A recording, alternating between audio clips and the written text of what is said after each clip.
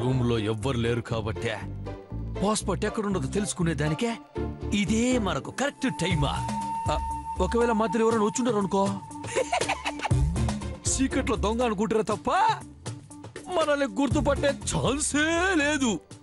ఓరే గౌతంగా, నువ్వు మామూలుడు కాదురా సామె, మహానగరంలో మాయలోడివే.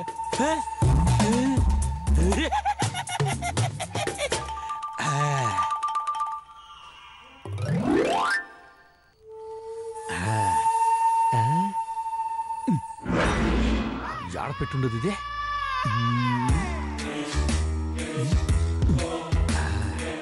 దీంట్లో చూద్దామా?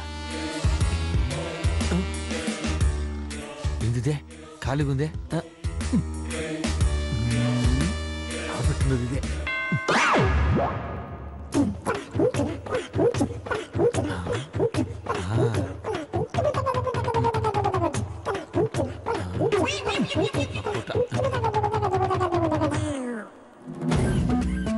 కింద చూద్దాం.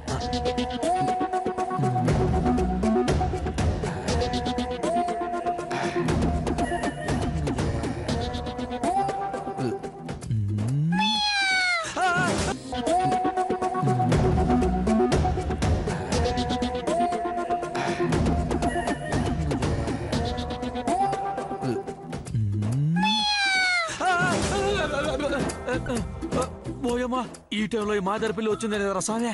ఇది ఆడుండదో ఏందో, సీక్రెట్ లో పొరపాటున తొక్కితే సచ్చూరుకుంటదే. ఆ అరుపులోకి ఇంటి వాళ్ళంతా వచ్చే గొడవ చేస్తారా? ఎట్ట సమేదే ఆడుండదు ఇదే. ఓయమ్మా, పిల్లి పిల్ల కాదు మావా, నీ రోహిణి పిల్ల.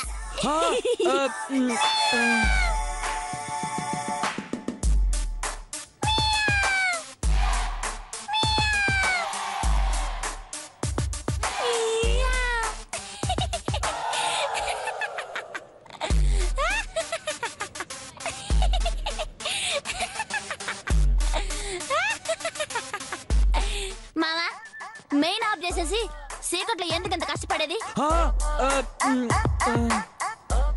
బ్రహ్మాండంగా లైట్ ఆన్ చేసి ఎత్తుకోవచ్చు కదా. ఒక తూరు పట్టుకో. అది ఇప్పుడు చూడు, రూమ్ రామగుండం ఫ్యాక్టరీ మాదిరిగా ఎట్ట దగదగ మెరిసిపోతా ఉండదా. ఇప్పుడు ఎత్తుకో మావా. ఏది మెత్తుకునేదే? రూమ్ లో చిన్న పాంపుల్లో చూడదే, సౌండ్ అయితే దాముకుంటది కదా, అందుకే జాగ్రత్తగా వెతుకుతూ ఉంటాను. అది కూడా నీ మంచి కోసమే కదా. ఏంది మావా, నా మంచి కోసమా? ఓయమ్మో ఓయమ్మో ఓయమ్మో, నేనంటే ఎంత ప్రేమ మావా నీకు. అవును మావా, ఇంతకీ ఏం పాము మావా అది? దాని పేరేంది? ముద్దు గౌతమ్ కృష్ణనా? ఏంది ఏంది ఎక్స్ట్రా చేస్తుండవా? ఏంది తమాషకుంటది? ఏంది? వద్దు మావా, వద్దు. ఇట్లాంటి కథలు నా కాడ వద్దే వద్దు. ఎందుకంటే నిన్ను కింద నుంచి పైదాకా పుల్లగా చదివేస్తుండాను. మావా, నీకో చిన్న చెప్తాను ఇను మావా. అనగనగనగా ఒక మాయలు పక్కీరు ఉండేవాడంట. వాడు మాయలోడు మాత్రమే కాదు, నీ మాదిరిగా మహా తెలివైనడు కూడా. వాడు ఎంత తెలివైనడంటే మావా, వాడి పేనాన్ని ఒక రామశిలకలో పెట్టి సప్త సముద్రాల అవతలుండే ఒక చెట్టు త్వరలో చాలా భద్రంగా దాచిపెట్టుండాడు. అట్నే నీ పేనానికి పేనమైన నీ పాసపోర్టును కూడా అంతే భద్రంగా నా దగ్గర దాచిపెట్టుండాను. చూడు మావా, కథ ప్రకారము మాయల పెక్కురు పేనాలు రాజకుమారుడు పట్టుకోగలిగుండాడు. కానీ నీ పేనాన్ని నువ్వు కూడా పట్టుకోలేవు. అందుకని సీక్రెట్లో ఇట్ట దొంగ మాదిరి దొంగ తెలివితేటలు చూపించు మాకు.